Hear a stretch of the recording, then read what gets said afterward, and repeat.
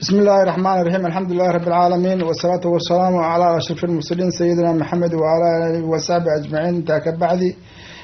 وانك هو مدالي هو ولد وبري رشيد ديريه وان سلامي دمانتين waxaan caawa ka hadlayaa mowduuc ka duwan mowduucyadii aan ka hadli jiray oo ah laba arrimood oo kooban oo aan doonay warbixin aan siiyo bulshooyinka goboleedka si meel kasta ay joogaan dal iyo dibadba gaar ahaan maamulka Khaatumo inta aaminsan maanta waxaan labada qodob ay kala yihiin rag u dhashay goboleedka si oo laga afduubay magaalada Laascaanood oo ay ka haysteen ciidanka aarariyada ee maamulkaas Somaliland ay leeyihiin oo aan ayamahan bashaashadaha ka arkaynay warbixin gudaha dad aan la xidhnay noo sheegeen qodobkaas qodobna waa shirka garowga ku dhexmaray ismada Khaatumo koox kamid ah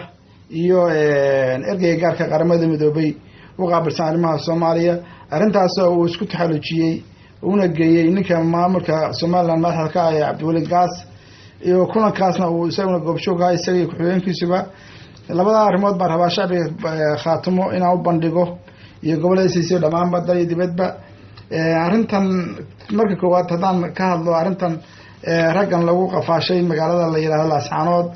waxa jirta in indhaweyd baan arkaynay in dadka deegaanka u dhashay gobolada Sool Sanaag iyo Cayn oo dhibaato kasta lagu la kaco oo lagu dhibayo noloshooda waxa dhacday in ayamahan arkaynay banaanbaxyo ama dad boodhista oo ka dhacay meelo badan oo kamid ah gobolada Sool Sanaag iyo Cayn sida Goljono iyo meesha la yiraahdo Xudun iyo meel iyo kuwaan ogahay hadda soo wada oo Laascaanood ka dhici doona oo iyaguna cabasho u gudbanaya maamulka Somaliland arintuna ay halka arintii dhulbaantan ay ku dambeysay in boodar la qaato nimanka oran jiray daraawish man la yiraahdo maanta ay sida Falastiin boodar qaadanayaan taasna ay ku kaliftay midnaba la'aanta la soo gudaristay 10 sano ugu dambeeyay dadkii ku dhaqnaa gobolada SSC midnaba la'aantooda iyagoo aan isku xirnayn lagana faa'iideystay midnaba la'aanta ay maanta waxay garansay sida Falastiin ay boodar qaataan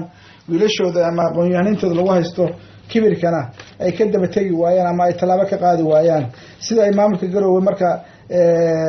talaabo laga qaado ay 10 qaadaan ay gobolada waqooyiga ay talaabo ka qaadaan arintaas waxa weeyaan waxaan cadeynaynaa in ragga lagu qabtay magaalada la yiraahdo Laascaanood si kastaba loo qabtay ayamahan ugu dambeeyay ee ololaha duufaantan aarariyada ay ku soo qaadeen magaalada Laascaanood ay gaarayaan inta aanu kale ka warhayo 15 nin oo qabalooyinka ay kala dhashay kale aan ka xusi karo Xudun aanu malaynayo Denaali Axmed inay yihiin Goljono aanu malaynayo inay yihiin 5 kamid ah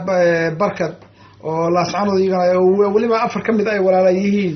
dhalinyarana yihiin iskuul ka dhigtaan magaalada Laascaanood iyagana maalin saddexaad maalin afar lagu qabtay magaalada Laascaanood xarunta gobolka Sool iyo niman iyaguna u dhashay beesh jaacsiyaad oo iyaguna arintaas loo qabtay oo sida ragga kale loo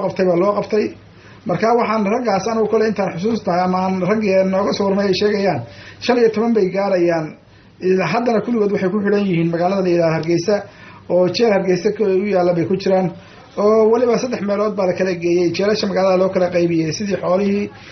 jeerka kale la sheegay waxa kamid ah jeel la yiraahdo aan ma baaqaan la yiraahdo Koodbuur saldhiga Koodbuur waqooyiga Hargeysa ku yaala sidaa daraadeedna waxaan umada Khaatumo bayaaminaya ma u sheegaya wararinteeni waxay ku dambeysay in wiilasheeni aan waxba galabsan dhalinyaradeeni iyo odayaasheeni maalmo mid la baxo imtixaan Laascaanood laga taxaabto waa ila saamda waxa ay yiraahdeen wala jabsanayeen jeelka dhowr mootil jabsaday Hargeysa loo carro tusaale ahaan kuwa barkad 4-5 ah waxa laba casho kor lagu qabtay magaalada Laascaanood arday bay ahaayeen waxa la waxay galbsadeen ma jirto Laascaanood bay ku dhashay inta ku soo laakada waligood kama bixin waa la yimid gurigoodii baa laga baxay waliba arintana waxa fududeeyay ninka taliyaha ah bilayska gobolka Sool oo la yiraahdo Ibrahim Jaacdaad oo waliba nin beeshan jaacad ka soo jeeda isagoo awaamirta uu siinayo wasiirka arrimaha gudaha ee maamulka Somaliland oo aad arkayso dhibaatada dadka lagu hayo inuu yiri soo qaado weeshi iyo ama nimankii halka ku xilnaayo oo dhamaan Hargeysa lagu baaro oo Hargeysa la keeno hal waa la fogay halkaas la geeyay taana de iyagu ba ka jawaabi doona sababta ay nimanka u haystaan nolosha xorriyadoodana kulli aanu maanta oo dhan ma sii daayay waxaana weysinaya dadka dhulbaantay in dhibaatada lagu hayo dadkooda inta muuqata ma inta qarsoonay badan tahay kana gilgalan waayeen maanta na arkaysaa in maalma kii xitaa caruurta quraanka u dhigay saa loo afduubayo arrintaasna ay kaliftay nimankii oran jiray balaayana sababana wax ku soo dhawaanaa in maanta arrintooda ay ka bixi weyday mudaaharaad iyo baro la qaato ama taleex ama la saadheer ama ha jooga meesha la yiraahdo afka baan ku dhuftay ama Naali Axmed ha ahaadeen ama Yaxya ha ahaadeen ama Barkad ha ahaadeen nimanka ama Jaasiya ha ahaadeen maanta la ogaado maalin kasta nimankoodii inta loo galiyo boor la qaatay iyo wax la qaatay iyo mudaaharaad la qeeyay arti la qoray waxa la wuxuu taraya ma jiree arrintaas waxa kalifay min laanteena iyo dulqaadkan wax kasta la ku dayay taasna dad ka gilgilan weydaan maalin kasta saasa la idin galay ogaada sida maanta wiilashiini iskuulka quraanka u dhigay loola kaxaystay guriyaha looga kaxaystay yaa idinkana maalin kasta la idin kaxaystay taala socdo dad jawaab degdeg ka bixin weydaan taasaan arrintaas waliba waxaan cadeynayaa in ninka wasiirka arrimaha gudaha ee maamulkaas Soomaaliland waliba deegaankan gobolada soo ka soo jeedana uu amar ku bixiyay in la soo qaado Hargeysa la keeno Hargeysana lagu baaro markii xitaa dadka qaar ay ka daba tageen waalidiinta ka tabadeena waxa la yiri faylkii ama dacwadii lagu soo oogayba waraaqaheedu waxay yeelan laascano lama soo gudbin jeelashaas loo kala qaybiyay taa la ogaado taa intaas uga baxaya waxaad ka yeelaysan idin jirtaa dariya dibad waxaad arrimaha noocaas ah uga jawaabi lahaydeen waayo garowana kama dhacdo buuhoodana kama dhacdo dadkooda saa loo galo taasuna waa kalsooni isku kalsoonaanta dadka ay ku xiran tahay taas waxaan halka aan u leeyahay halka arrintaas aan ka hadlayaa haddii ay dabacdo waa u hilsa daqoon walaasheede kulay gabaga yar intaas aan ka tirsanaya in arrintaas haday reelaas canood arrintaas ay ka dhidhii waayeen bereeb wallow ka dhidhiyo oo soo gurmada ma dooran lahaa taas intaas aan uga baxaya kabtankaana taa iga ahaato taa arrintan garowana ismadii dhulbaantay loo doontay danaha dhulbaantay inay ka shaqeeyaan garowe qaarkoontooda badneed ay joogaan waxay la kulmeen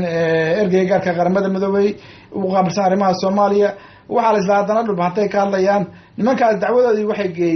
waxay dacweynayeen shirki ka dhacay wadahadalkii Khaatimo iyo Soomaaliland dhex maray iyo shirka leeyahay buuhooda lagu qabanaya nimankaas dhulbaanta ogaada